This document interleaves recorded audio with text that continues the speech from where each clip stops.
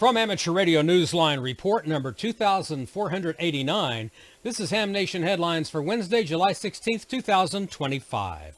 Our top story this week takes us to the scene of a tragedy in North Carolina, in which a well-known Parks on the Air activator died after being electrocuted.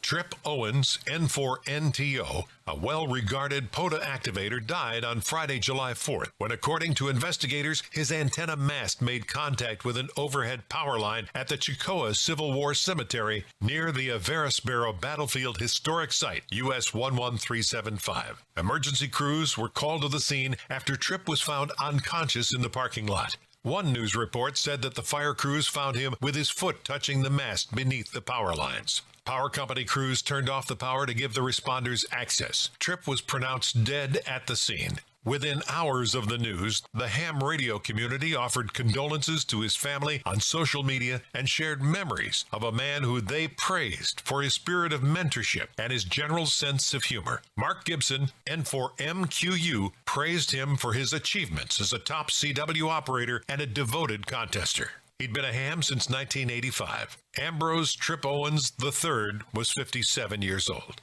This is Jim Davis, W2JKD. We at Newsline and Ham Nation would like to remind all of our listeners and viewers, especially those operating portable stations, to please exercise utmost caution, especially during setup and teardown. A popular VoIP service for hams is calling it quits. Say goodbye to Ham Shack Hotline, the free VoIP telecom service. The service announced it would be discontinued effective the 29th of August. The project began in 2018 and grew to be a global communications network with a peak establishment of 7,000 interconnections across numerous servers. Ham Shack Hotline's board of directors said it will donate whatever cash reserves it may have to a charity that supports military veterans. In Dallas, Texas, a former NASA astronaut will be the guest speaker at an educational event that marks the anniversary of the Apollo 11 moon landing and celebrates advances in space exploration.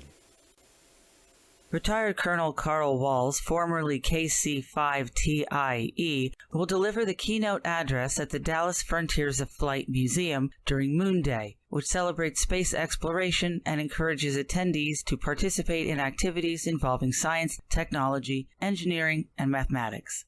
Moon Day is taking place on the 19th of July, a date close to the July 24th anniversary of the Apollo 11 moon landing in 1969. The Ohio native, a former ISS astronaut, spent more than 18 hours conducting spacewalks to evaluate tools for the refurbishment of the Hubble Space Telescope. AMSAT Ambassador Thomas Schuessler, N5HYP, will join with satellite enthusiasts from North Texas to demonstrate CubeSats using models and a simulator and talk about amateur radio in space. Members of the Dallas Amateur Radio Club will be on hand to also share amateur radio's role in supporting science education. For details about attending, or if you live nearby and want to volunteer, email Tom at n5hyp@arrl.net. This is Sel Emby, KB3TZD. And that's all from the Amateur Radio Newsline, your independent source for amateur radio news since 1976 at arnewsline.org.